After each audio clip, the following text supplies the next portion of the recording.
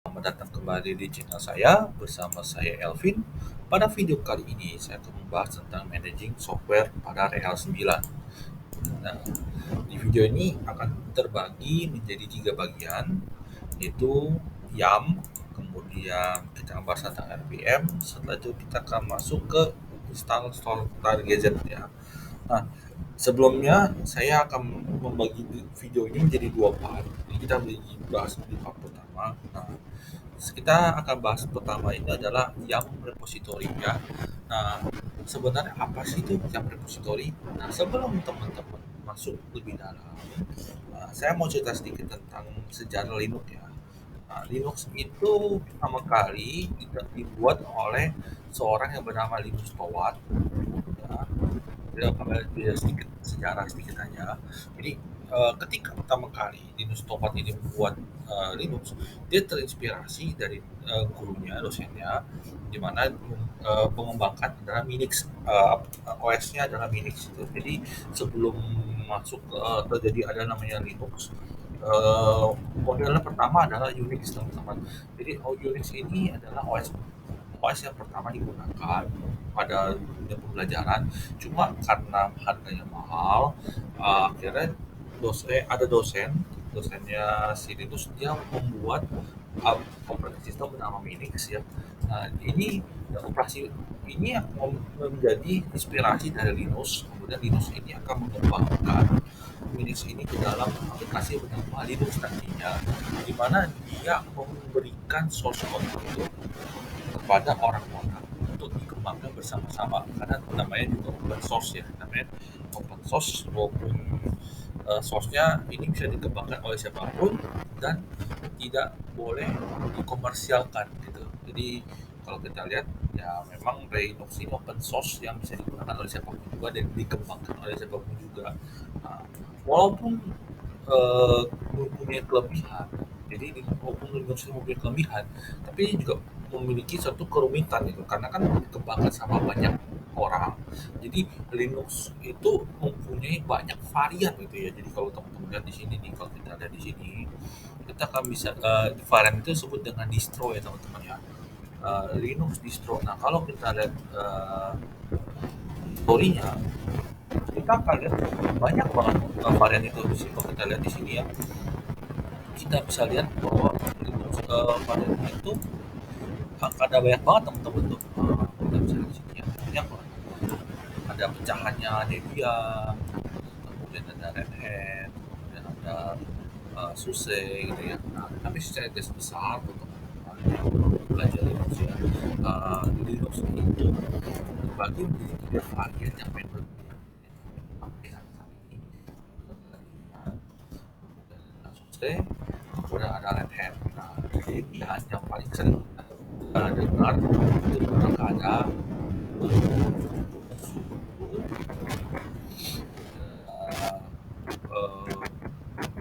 Debian juga ya, bukan banyak lah, Debian banyak. Kemudian SUSE itu turunannya paling dikenal adalah OpenSUSE ya.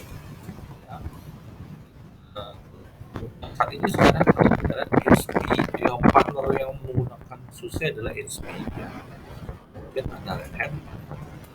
Red Hat itu turunan lebih banyak teman-teman, ada Venta, ada ZOS. Jadi sekarang ZOS sudah nggak ada, sekarang jadi namanya Rocky. Kemudian ada yang paling saya gunakan adalah Rehel ya. Nah, biasanya Rehel ini diisi oleh IBM gitu, sedangkan OpenSUSE ini dibikin oleh HP ya. Sekedar informasi tambahan aja. Nah, yang membedakan dari setiap varian ini adalah pertama repositori mereka gitu kan. Jadi setiap Linux varian itu punya repositori masing-masing. Kemudian ada paket manajemennya teman-teman. Paket manajemennya ya. Di beda-beda nih. Nah, kalau di Red Hat itu bisa menggunakan model ada RPM dan YAM. Nah, YAM repository ya, YAM. YAM itu singkatan dari uh, Yellow Dog Updater ya, Yellow Dog Updater. Nah, itu nama paket manajemennya gitu. Red Hat. Nah, kalau Debian yang kita bisa tahu, kita bisa Ubuntu itu apt-get ya, apt-get. Oke, sekedar masuk sedikit tentang YAM ya. Jadi buat teman-teman yang pengen tahu ya, sebelum kita masuk ke paket instalasi YAM, kita harus mengerti terlebih dahulu apa sih sebenarnya repository itu.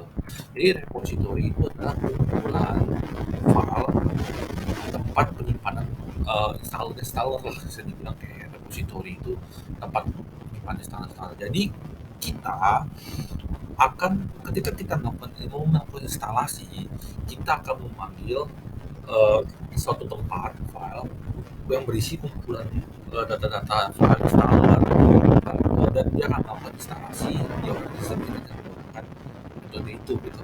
Kalau seperti itu ya. Nah, biar kita tahu, jadi repository itu adalah tempat kumpulan instalasi file-file. Oke. Nah, cara kerjanya adalah seperti ini.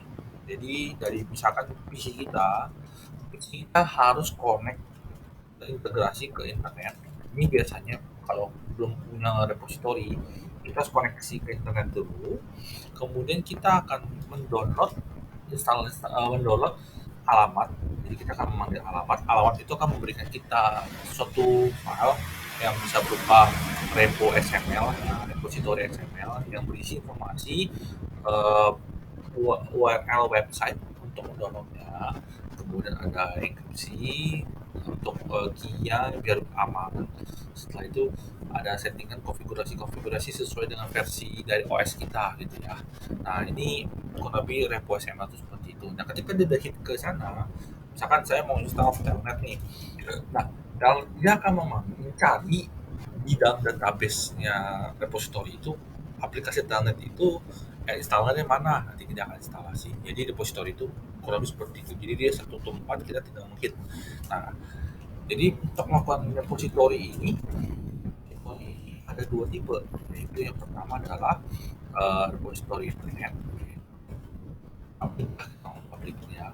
Terus kita bisa juga buat lokal, ya, lokal. Lokal itu kita bisa bikin dari installer kita. Misalkan kita download installer ISO, kita jadikan untuk installer pakai repositorinya gitu. Kurang lebih seperti ini untuk konsepnya. Nah, kita lanjut ke bagian berikutnya. Setelah kita mengambil repository, kita akan masuk ke dalam managing subscription ya teman-teman ya. Buat teman-teman yang ingin belajar di Red Hat, nah teman-teman perlu nih mengenal subscription. Jadi kalau misalkan kalau kita lihat nih, kalau kita belajar di sini kan varian Red Hat itu kan macam-macam tuh, ada Fedora, CentOS, Rocky Linux, RHEL. Nah, yang membedakan Fedora, CentOS, dan RHEL adalah subscription teman-teman. Nah, jadi kalau di orang sering salah kebalik tentang subscription. Subscription itu adalah sebagai license ya. Tapi sebenarnya subscription ini bukan license, lebih tepatnya kayak eh, kita ketika kita open tiket ke dalam, misalnya contohnya gini, saya apa instalasi operasi sistem Rehel ya. Rehel. Yang membedakan Rehel, saya ambil contoh Rehel dan CentOS lah. CentOS ini adalah kopian dari Rehel, tapi pengembangannya sebenarnya sekarang udah nggak ada dari Rehel 84 ke atas, sudah diganti di Rocky Linux. Jadi ini persis seperti kopian dengan Red Hat.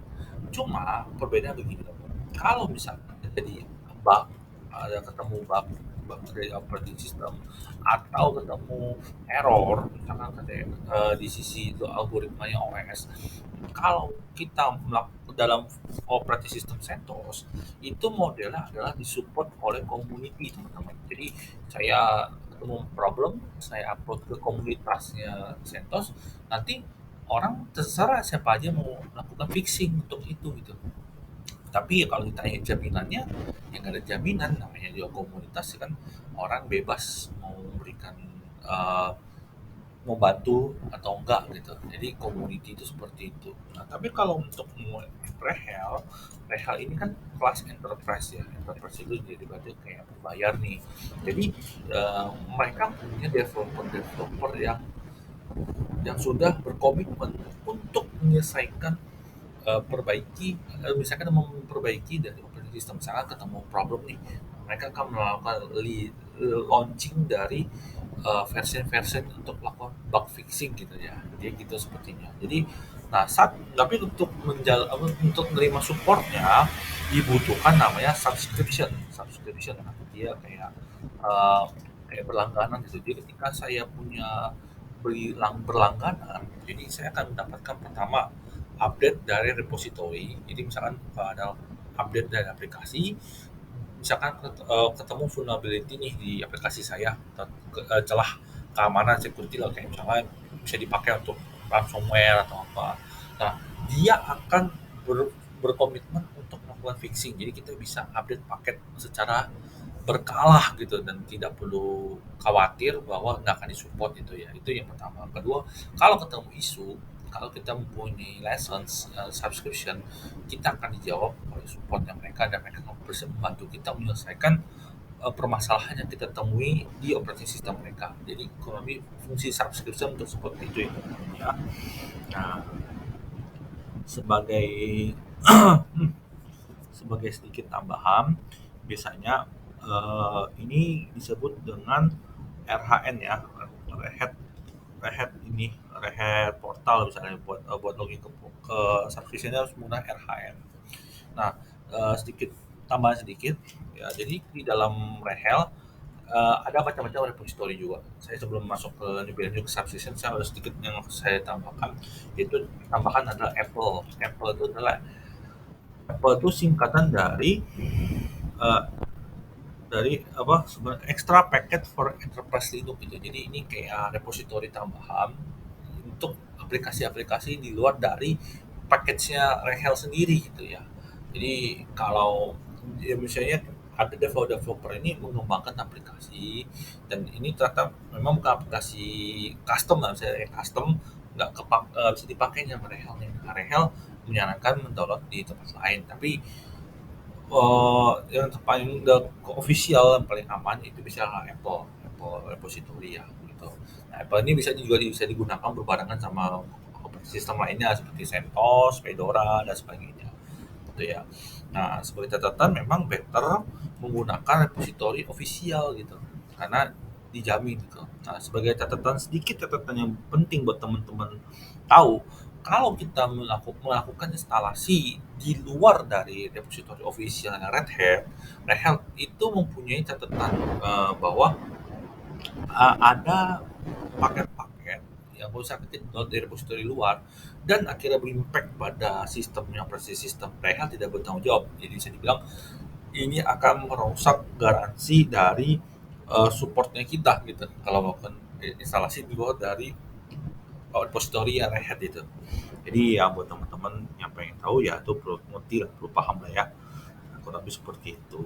Nah, untuk managingnya sendiri ya kita akan membahas beberapa step ya. Yang pertama, selanjutnya kita masuk ke subscription ya. Nah, metode subscription itu yang pertama adalah melakukan registrasi teman-teman. Jadi registrasi itu jadi misalkan kita beli nih support ke Red Hat, biasanya menggunakan vendor atau eh, third party lah yang udah ditunjuk sama Red Hat kita beli. Nah, kita kemudian setelah kita melakukan pembelian, kita akan melakukan namanya registrasi ya. Jadi misalkan username password itu akan diberikan sama sales, misalkan kalau kita sales nih, diberikan username password. Nah, username password itu sebenarnya sudah didaftarkan dalam sistemnya Red Hat gitu. Jadi ketika berlangganan, kan kita akan mendapatkan username password, ya kan? Kita masuk dan kita langsung registrasi server kita gitu. Jadi kita akan melakukan registrasi sistem. Jadi saya mendaftarkan per host ya. Jadi itunya adalah satu host, misalkan saya daftar nih registrasi hostname server saya. Kemudian setelah itu setelah terdaftar kita kan bisa melihat dari subscription kita nih, subscription kita udah kepakai berapa gitu kan. Nah, terus eh, kalau kita juga bisa melakukan pengecekan isi yang paketnya tersedia untuk kita apa aja sih itu. Kurang lebih license kita fungsi bisa untuk apa aja. Kan tipe pembelian kan tipenya beda-beda tuh, rehel apa, rehel 7 dan sebagainya, kita bisa melihat. Kemudian kita juga bisa melakukan registrasi pada subscription kita supaya menghemat subscription. Misalkan saya beli 10 subscription, saya punya di server itu ada 20 server. Anggap server A udah nggak mau saya maintain, saya udah obsolete nih, saya bisa lakukan unregister, kemudian saya daftarkan register subscription itu untuk OS yang atau host yang lain itu bisa. Asalkan kita masih punya perpanjangan gitu. Jadi biasanya dihitung berdasarkan jumlah dari yang kita beli. Misalnya kita beli 10, kita bisa upload sebanyak 10 gitu. Tapi seperti itu untuk manajemennya. Mm-mm. Nah, untuk komen-komennya, saya akan sedikit bahas. Nah, kalau untuk melakukan registrasi sistem kita, kita bisa menjalankan komen subscription manager register. Ini akan melakukan registrasi untuk host kita. Nah, sebagai catatan sedikit buat teman-teman,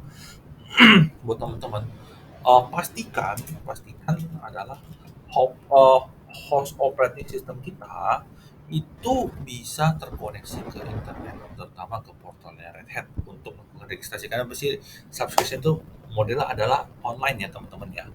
Gitu. Nah, oke untuk komen itu. Nah kalau untuk melihat, pastikan koneksi ke internet ya. Nah, terus kemudian kalau untuk melihat isi dari available subscription, kita bisa menjalankan komen subscription manager is available. Nah, saya nggak akan show ke teman-teman, kenapa? Karena untuk pengetesan ini saya tidak punya license subscription. Jadi sekedar paling yang bisa saya jelaskan ke teman-teman adalah komen-komennya itu ya. Jadi saya nggak akan praktekin karena saya nggak berlangganan ya.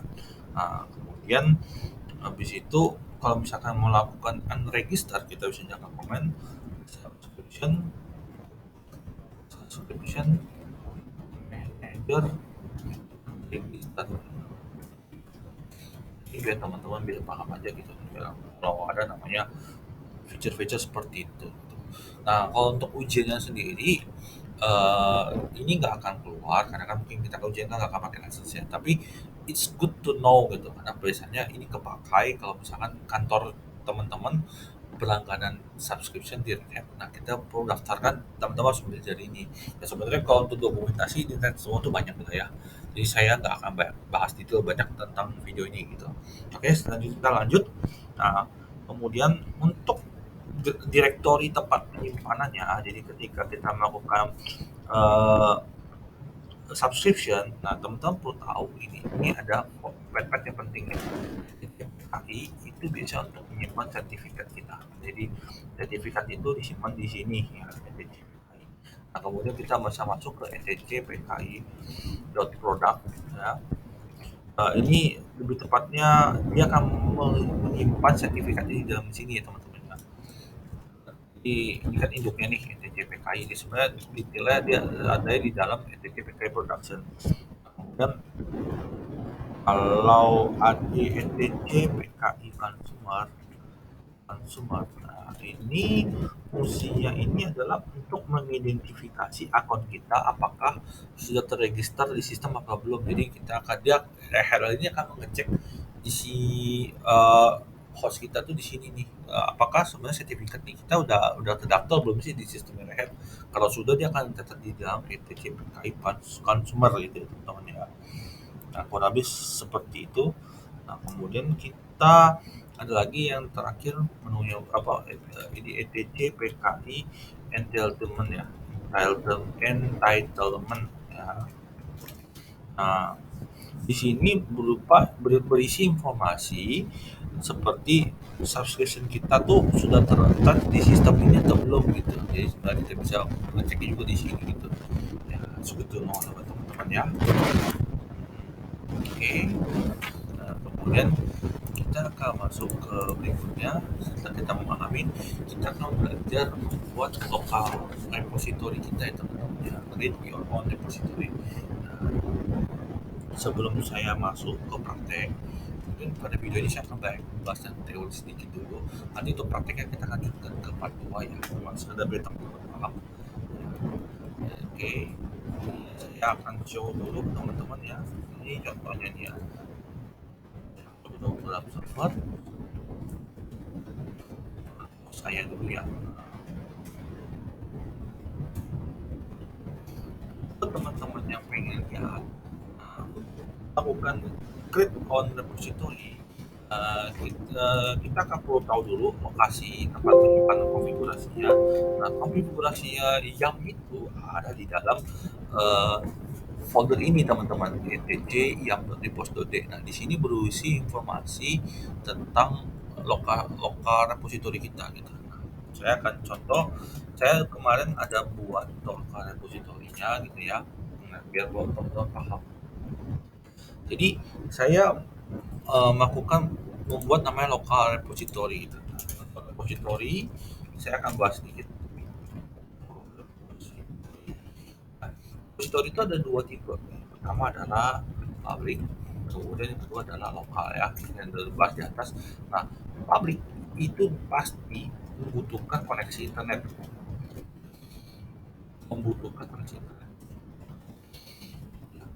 Kalau lokal itu kita bisa melakukan instalasinya lokal gitu. Cuma memang paketnya nggak akan update teman-teman ya. Nah, lokal ini modelnya adalah seperti ini. Dia bisa, jadi untuk tiga tipe repository, ada tiga tipe untuk file ya. Yang pertama itu ada model adalah HTTP. Jadi kita nembak URL HTTP, terus kita download dari HTTP. Kemudian kita juga bisa menggunakan HTTP FTP, yaitu untuk CRM model FTP.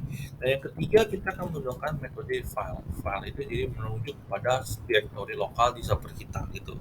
Nah, paling umum biasanya yang saya lakukan, untuk biasanya paling umum bisa ujian juga pakai sih ya, bisa ujian. Kalau ujian itu sudah dikasih URL download source-nya, jadi mereka sudah punya repository lokal mereka gitu. Tapi kalau teman-teman mau buat belajar bisa. Nah, cara begini teman-teman ya. Nah, saya punya namanya lokal repo ya kan. Dan saya jadi kalau kita lihat dulu ya teman-teman ya.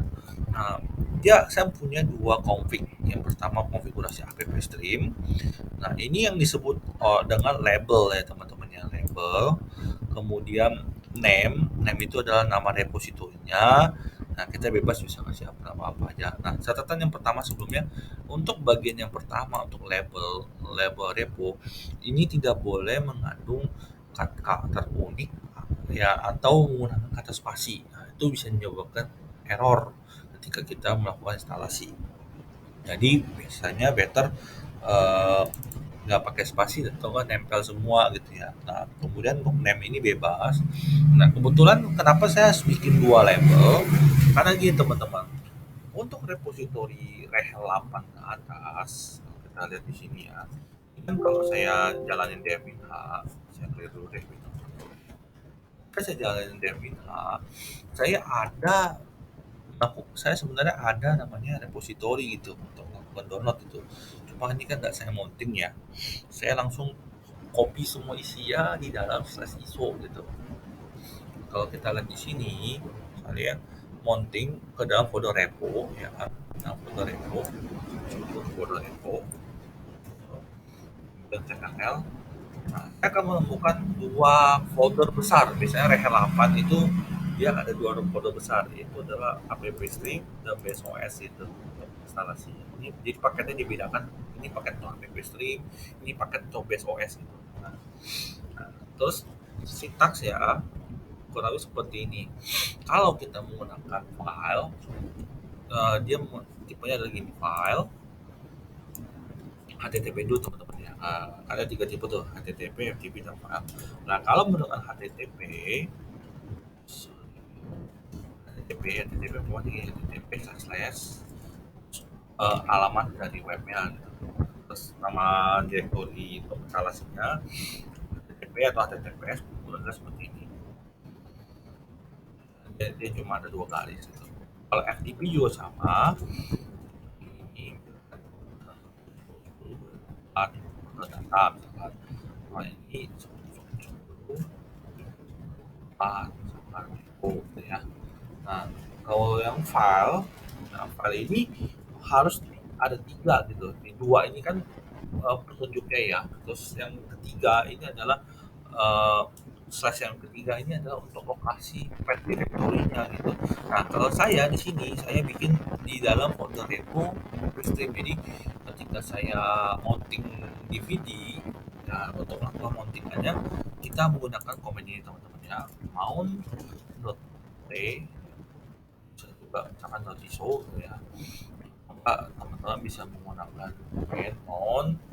Kalau dia modelnya mounting dari DVD RW, bisa menggunakan mount info, loop, rekam, loop, terus formatnya biasanya untuk DVD RW itu ada di dalam dev SR01 ya, atau SR0 gitu. Nah, kemudian kita masuk ke folder path yang kita mau tentukan. Misalkan saya taruh di sini kan di folder repo nih, saya bisa bikin di sini. Atau kalau ada ISO-nya, teman-teman bisa menggunakan ini, mount ISO potong gitu kan. Kemudian lokasi path-nya misalkan ISO-nya kita ada di ini nih, misalkan di home root-nya ya. Home root misalkan RHEL 92 ISO gitu ya. 92 ISO. Nah, kemudian modelnya begini. Nah, jadi juga bisa begini untuk mountingannya ya. Nah, ini untuk jelasin seperti ini. Kemudian yang ketiga yang ada adalah GPG check. Nah, GPG check ini sebenarnya untuk level security gitu. Contoh misalnya gini, kita nembak koneksi ke internet. Nah, koneksi internet itu kan berbahaya ya teman-teman ya kalau nggak ada ke encrypt data kita, karena bisa bisa diakses sama publik, siapapun bisa membacanya gitu. Untuk lebih aman harus ada namanya cek by GPG gitu atau enkripsi sertifikatnya gitu. Jadi dia akan ngecek ini benar nggak sih orang ini valid atau enggak gitu. Nah itu ada di packaging. Nah kalau saya settingnya kenapa nol? Karena ini kan cuma untuk lakukan testing nih. Jadi dan saya juga modelnya mounting lokal nih di videonya saya copy ke dalam folder repo, saya jadikan manual gitu. Nah saya nggak pengen melakukan pengecekan sertifikat, jadi saya settingnya JPG check sampai dengan nol gitu. Nah kemudian enable sampai dengan satu itu artinya menandakan bahwa repositori ini aktif ini ya. Itu kurang lebih seperti itu untuk penjelasannya gitu kan.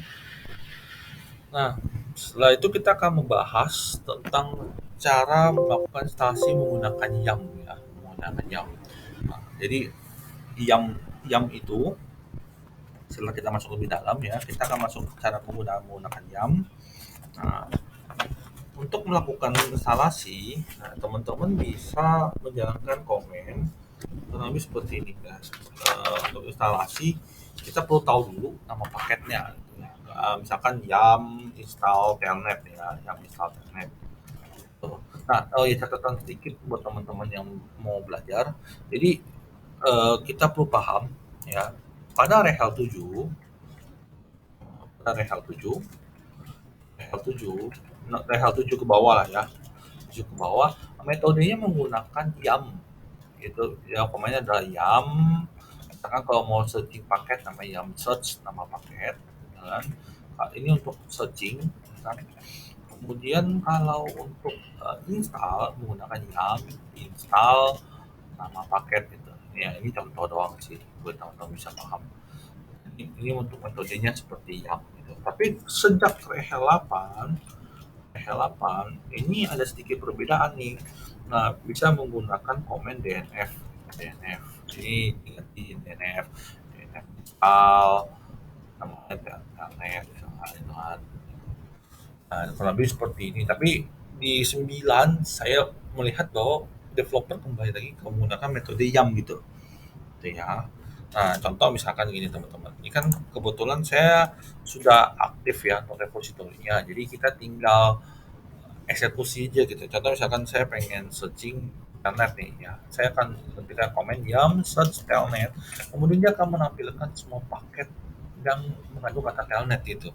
Nah, kita kalau nggak tahu kita bisa melakukan ngecek nama paketnya ini, kemudian misalkan kita install yum install nama paketnya gitu. Nah, misalkan telnet, nanti dia akan langsung semua paket telnet diinstal sama dia sesuai dengan compatibility-nya gitu ya. Nah, ini contoh dari yang install gitu ya. Oke. Setelah itu kita akan masuk, setelah YAM search kita akan masuk sedikit, itu adalah YAM info gitu ya. YAM info. Nah, itu YAM info fungsi adalah dia akan menyediakan informasi detail tentang paket. Contohnya misalnya gini, Yang lihat dulu ya. Misalkan tadi kan kita coba lihat ya, yang subtelnet, yang subtelnet ini untuk mencari paket yang bernama telnet gitu ya. Nah, kalau kita pengen baca detail, kita bisa menggunakan komen yang kemudian nama paketnya, misalkan yang info, nama paketnya adalah telnet ya, yang info telnet. Nanti dia akan ngasih tahu deskripsi kita nih. Oh, di repository kita tuh ada nama telnet, nama nama aplikasi Telnet, versinya adalah 0,17 dan dia support tuh arsitekturnya yang mana. Kemudian ini adalah nama paketnya gitu teman-teman ya. Ini contoh contoh untuk instalasi menggunakan YAM gitu ya. Menggunakan YAM info gitu. Nah, setelah itu komen berikutnya adalah install. Nah, kalau melakukan install, kita bisa menggunakan komen ini. Nah, kalau saya coba dulu ya, npm grep. Kita mengingat tuh aplikasi udah install apa belum. Oh, sudah ada. Apa lagi ya? Nethub, nah Nethub lah ya, Nethub. Nah, Nethub juga sudah ada deh. Kalau misalkan kita pengen mengecek gitu ya, instalasi paketnya, kita ketika misalkan kita masukin komen nih yam install nmap nih, nanti dia akan nanya ke kita, ini bener nggak mau diinstal paketnya apa enggak gitu ya, kurang lebih seperti itu untuk yam gitu ya, penggunaan basic-basic yam gitu kan. Nah, kalau misalkan kita pengen lihat nih pakai apa aja yang terinstall di PC kita atau server kita bisa menggunakan komen yam, kemudian list, dan kemudian kita lihat setelah saja. Jadi dia akan ngelistin semua file yang sudah terinstall di server kita gitu. Jadi kita bisa searching di sini, apakah kita ada terinstall atau belum ya. Nah, untuk yang untuk berarti seperti ini. Nah, terus habis itu kita ada komen berikutnya adalah yam update gitu ya. Yam update. Nah, catatan buat teman-teman. Yam update ini dia akan melakukan pengecekan di repositori yang di internet. Kalau ditemukan ada paket perubahan, dia akan lakukan instalasinya gitu ya. Ini yang update itu seperti ini. Jadi misalkan fungsi bisa untuk kernel, misalkan kita ada kernel operating system kita udah jadul nih, misalnya upgrade nih. Nah, kita bisa jalankan yang update, dia akan mencari yang terbaru di dalam repositori dia yang sesuai dengan operating system kita gitu. Seperti itu. Ya, yang list itu untuk melihat isi file gitu. Nah, kemudian yang update yaitu akan mengupdate paket kita yang udah di install gitu. Jadi misalkan versinya PHP 73 nah, ternyata sudah update ke 734 di repository. Kalau kita melakukan yang update, dia akan otomatis ngupdatein semua aplikasi yang di dalam server kita yang sesuai dengan repository yang kita ada gitu. Nah, seperti itu. Nah, kemudian selain dari itu, kita juga bisa melakukan instalasi yang menggunakan grupnya gitu ya. Contoh misalkan, kalau eh, kalau misalkan OS saya nggak bisa nggak bisa ini nih, kita nggak mau install GUI belum ada gitu kan. Nah, saya kalau install manual satu-satu kan banyak banget tuh. Nah, kita bisa menggunakan YAM group gitu ya. Nah, YAM group ini kalau rekomendasi satu YAM group list gitu ya. Dia akan melist semua grup yang ada nama-nama grupnya gitu ya. Jadi misalkan saya pengen install eh tentang ini misalkan nih, install virtualization di OS saya. Ya, saya harus download paket ini nih, virtual host ini nih, group listnya itu namanya ini. Jadi kita bisa jalankan komen yam yam ini, sorry, yam install, yam group install ya, nama grupnya langsung, sorry. Nah, dia bisa menggunakan komen yam install nama dari grup ya, contoh misalkan virtualization host. Nah, ini sama-sama persis nih. Jadi kamu kasih ketik aja nih. Nah, kita akan searching semua file yang ada namanya itu. Sorry, sorry. Namanya harusnya yang grup install. Nah, ini ada grup install ya. Nanti akan naik kita, kamu bener gak mau? Oh, sorry.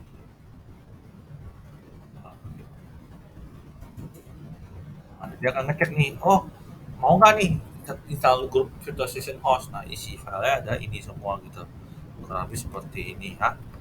Ini untuk yang grup ya. Nah, kemudian kita juga bisa melihat menggunakan komen yang history gitu ya.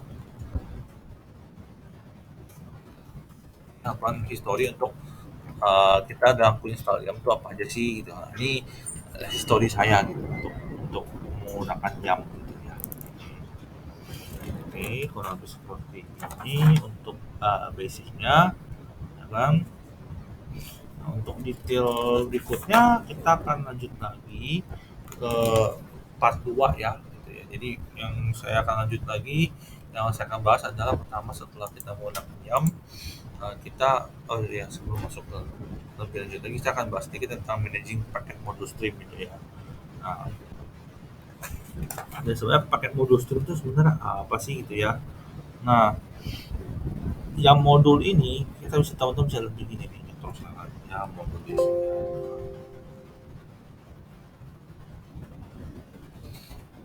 Oh, modulis ya. Nah, di sini kita akan melihat eh, informasi-informasi untuk modul yang tersedia gitu. Nah, lebih seperti itu. Untuk managingnya gitu kan. Kita bisa melihat detail sebenarnya teman-teman. Contoh misalkan saya pengen lihat detailnya dari Ruby ya. Nah, saya jangan kerja modulis Ruby. Jadi dia akan melis informasi detail tentang Ruby. Jadi Ruby itu di repositorinya itu ada versi ini 25, 26, 27 gitu. Nah, seperti itu. Ini untuk modul listnya ya, untuk melihat list-list di dalamnya dari paketnya gitu. Yang kita mau tahu. Hmm, Oke. Nah, biasanya ini kepake kalau misalkan kita pengen melakukan instalasi web server, ya, Apache, PHP, yang kan pengen tahu versi berapa yang udah tersedia di repo, yang kemudian seperti ini. Gitu. Ini untuk YAM, untuk repositori YAM kurang lebih sampai seperti ini, ya kan? Untuk reponya saya akan bahas di video lainnya gitu. Oke, karena keterbatasan waktu kita akan stop dulu. Nanti kita lanjutkan lagi ke part 2. Oke, terima kasih teman-teman untuk waktu yang diberikan. Sampai jumpa di video berikutnya.